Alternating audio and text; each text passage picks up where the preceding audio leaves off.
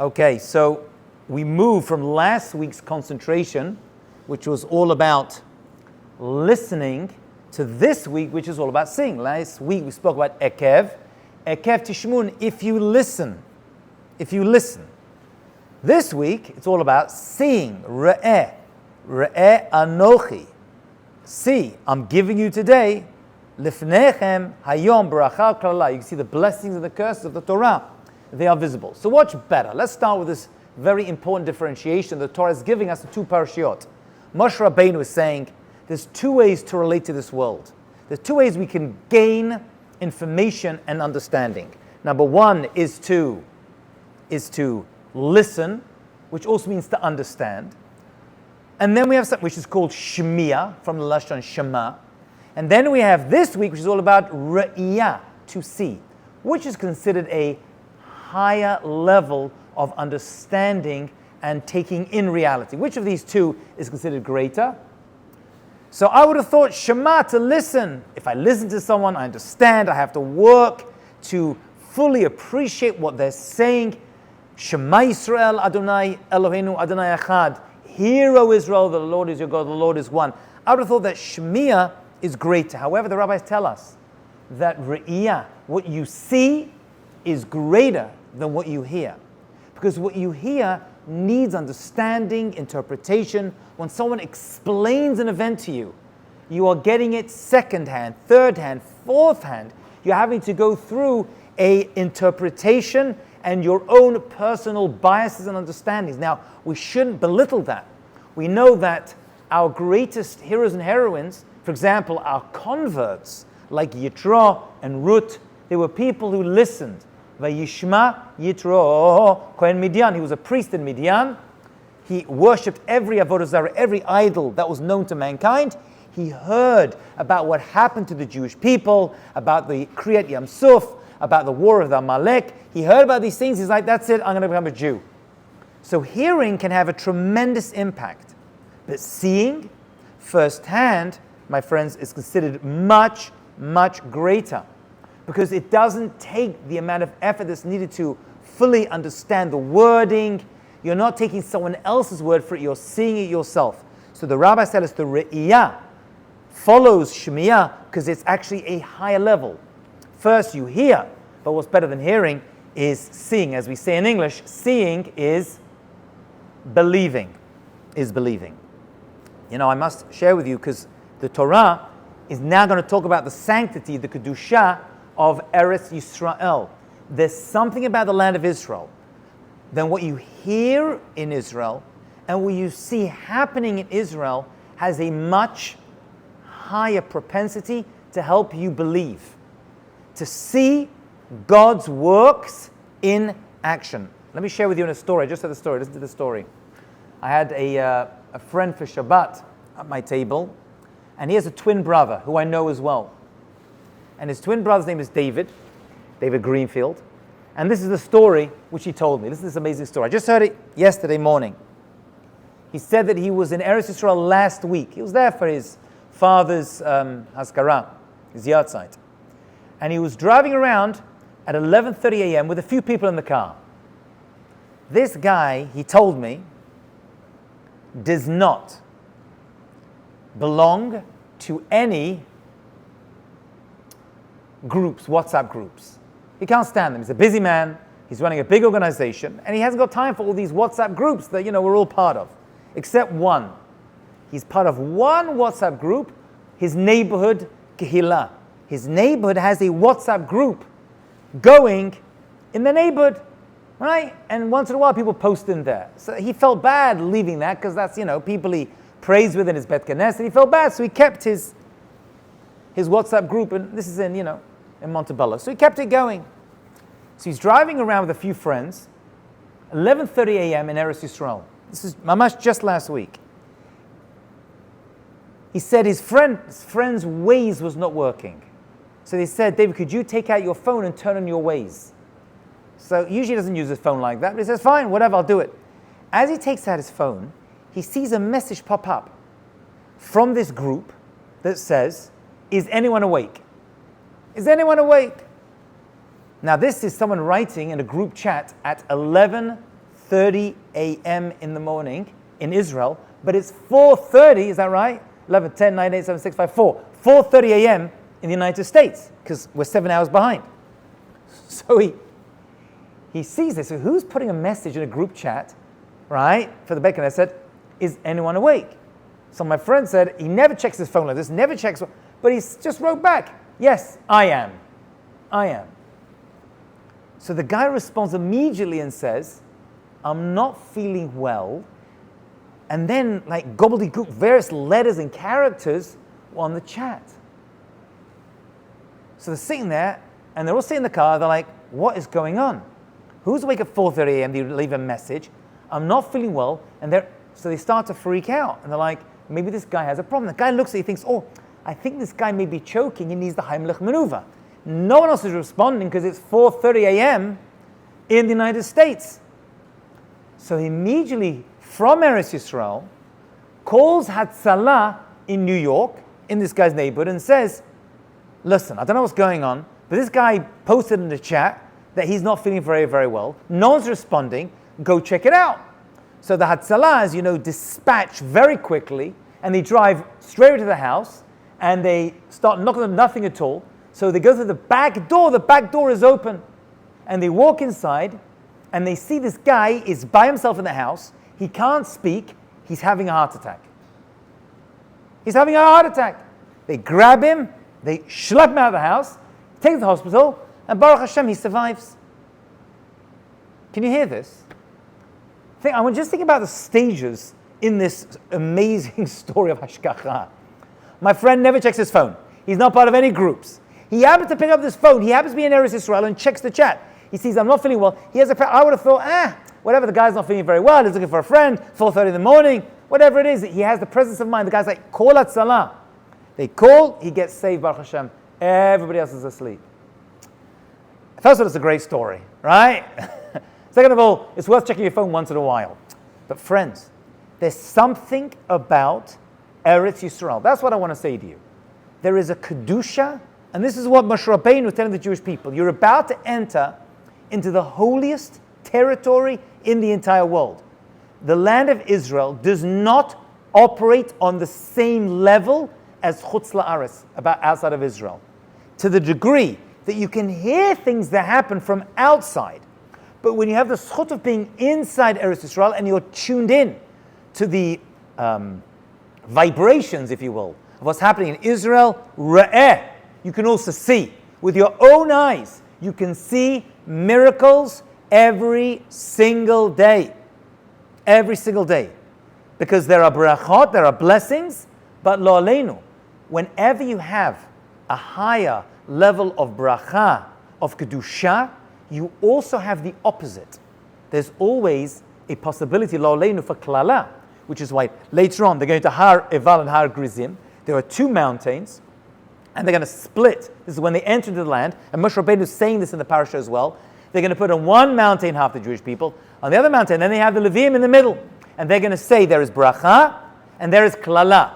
Bracha is available if you want it, but there has to be at the same time the ability to have klala, lo aleinu, curse as well, because it's very much like I don't know if you remember in math class an XY axis, and used to draw a parabola. Remember the parabola, that kind of like that arc that goes from the X to Y axis. Bell curve, right. That parabola, if you look at it, the higher you go up on the negative, if you dot a line to the other side, it's on the same but on the positive. So minus 20, if you actually dot across, becomes plus 20. The two are mirrors of each other. Plus 50 comes to plus 50 on the positive side. That's how the XY axis works. A plus 100, which is Eretz Yisrael, if you dot the line across, you get to minus 100. The ability for a bracha, blessing, is commensurate and connected to the depravity of minus 100. That is what the XY axis teaches us. The two are mirror reflections of each other. That is how HaKadosh Baruch Hu created this world in general. Wherever you see the ability for the most kedusha, the most holiness, you must have in that very same place, in that very same time, the ability for absolute halal, for desecration of godliness in that place as well. That's how the two join together. That is what Moshe Rabbeinu is saying. You're going to go to a place of absolute, incredible and intense Kedusha, but it has to be as the two mountains of Har Eval and Gerizim, two mountains that put next to each other, that face each other. The Jewish people face each other, and there was a valley in between that the Levim would stand in between and corroborate the bracha, the blessing, and the kalala, the curse, and say, this is what this land's about. The land of Israel has such a direct and deep connection to HaKadosh Baruch Hu that the blessings and the curse are both to be found there. You'll find everything is, as my friend once said, the land of Israel is kitzoni. It's an extremist country. Everything is extremist. There's nothing in the middle. When they drive like crazy. Right? They're just like, I always say when you drive in Eretz Yisrael, either the cars are going 20 miles an hour or 140. There's nothing in between. They're either slowly inching their way up with chickens or produce, or they're driving like complete crazy people. Right? It's a place of extremes. These extremes that we see are all, about even the weather. Think about it. Do you know a country that's that small that you can have the absolute heat and the wind, and at the same time you can have a mountain with snow on it and people are skiing? Right? I know larger countries have that, but a country the size of New Jersey, in one day you can have absolute extremes. Everything about it is kitzoni because the bracha that comes with that land is also extreme. It's unbelievable. Nowhere else in the world has this level of kedusha, but at the same time, nowhere in this country can have the level of curse lo aleinu that can drive out countries, drive out nations, drive out people who don't live up to the high standards that's required of the sanctity of the kedusha of Eretz Yisrael. I want to just finish with one last idea. We see it in the people too. I must tell you a story. This is a true story. Actually, I was actually in London, and I thought I imagined this because it happened like 35 years ago when I was in Eretz Yisrael. I was doing a bike tour around the Kinneret. So it was like a 2-day tour, and we were biking, myself and a bunch of friends. And as we were biking around, we took a break for one night in a hotel. I mean, when I say hotel, I mean like hotel. It was like a hole-in-the-wall inn, you know what I'm saying? Like a barn. But while we were going, I remember we stopped at a bus shelter to take a break because it was burning heat, middle of the summer. And I checked with my friend, and he reminded me this actually did happen. We were sitting there with our bikes, resting after this 4 or 5 hours of cycling. And we see a guy approach us with a donkey. And he's wearing, I can only describe as a cloak. Like a cloak made of some kind of material, like hemp or something. And he gets to the bus stop. And he gets there, and I turn around to him, and this is my first, since then I've met many, many such people. But this is probably the first one I ever experienced, so it freaked me out a lot. I said, "Who are you?" And he said, "I'm Mashiach." I'm Mashiach. So I had to wait a minute. What?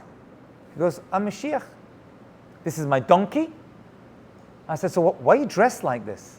He goes, "I only wear natural products." By the way, he had long hair, he had a beard, obviously, it comes with the territory. And I was with my friend, I looked at him like, "What are you even talking about? What do you mean?" He goes, "I am Mashiach, and this is my donkey." He goes, "But I am pure.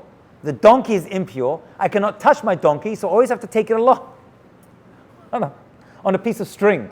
So he told me. "And I can't wear any items that are commercially made. Everything has to be made by a person here in Israel that I wear." I said, "But you're wearing leather sandals, right? That wasn't that commercial." He goes, "Okay, the sandal's not a big deal." So he didn't have a problem. The sandals didn't have a big problem with. The cloak he had a problem with, but not the sandals was not a problem. So what are you doing? He goes, "I'm traveling around the land. I'm trying to recruit individuals to join my following."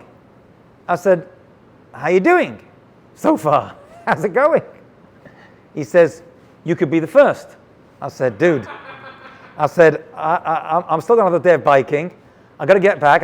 I'm doing another year in yeshiva, and then I got to go to university. I already have a place. I would love to join you, but unfortunately, I'm not able to do it. So I thought I imagined this until a few weeks ago. I was in London. My friend said, yeah, I remember that dude. We had that conversation with him. The guy thought it was Mashiach.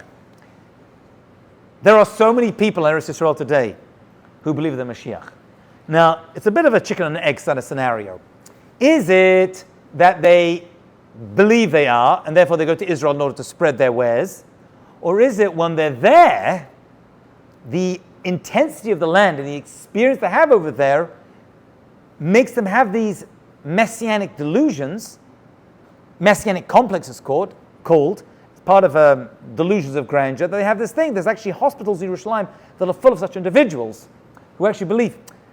I want to say to you today that it could be they just turn to Israel, they have these spiritual experiences and they go off their meds, and this is what it creates. But I've spoken to these people over the years. When you talk to them, I know you're going to say, they're crazy, but there's something to what they're saying. Meaning, they know there's something inherently kadosh about the land of Israel.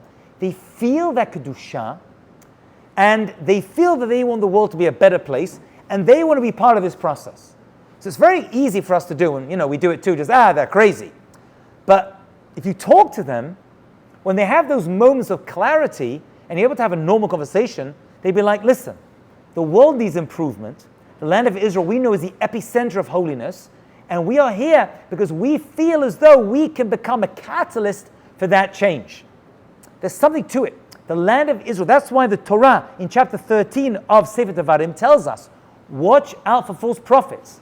Now Moshe Rabbeinu tells them this now, not before, because they're about to enter into Eretz Yisrael, and the intensity of the land itself leads them towards this kind of false prophecy, this kind of delusion that they are kadosh. So there is something to this. So Moshe Rabbeinu says, before you're going to go in, you're going to see real Nevi'im, real prophets, like me, who are going to rise up in the land of Israel. But watch out, there's also going to be a Navi Sheker, false prophets, who are going to come forward and say, I've heard this thing. The way to tell, by the way, Moshe Rabbeinu, there's many ways to tell, but one of the main ways to tell Moshe Rabbeinu tells the Jewish people is, if they change one law of the Torah, says Moshe Rabbeinu, that I've given you, they're false. Now, there are exceptions that are allowed. They're allowed, like Eliyahu and Har Carmel, to change a certain Torah law for a short amount of time. That is permitted. But that is a temporary change in the Torah that reverts back to what the Torah, to what Moshe Rabbeinu said. But if they get rid of any other mitzvah or change any other mitzvah on a permanent basis, they are a Navi Sheker. Even, he says, if they perform the most amazing miracles. They walk on water. They make mountains disappear. They make mountains appear. They move mountains from one city to another. It makes no difference. I don't care how many miracles they do or seem as though they do. If they change one halakha of the Torah, that is a Navi Sheker, and such an individual, they can be the most holy person, but if they change halakha on a permanent basis, no matter what proofs they've brought you, miraculously, says Moshe Rabbeinu, that's it. They're persona non grata, they are out of the day, they are Navi Sheker. They've come to you with a prophecy, they've dreamed a dream, they are outside of the parameters of Torah, and that person is a Navi Sheker, and they have to deal with the consequences. And the Rambam brings this down in the Halachot of Yesod Torah, chapter 9, verse 3, and he says that the same applies if he claims any precept of the Torah should be abrogated permanently. Says such a thing, they're done.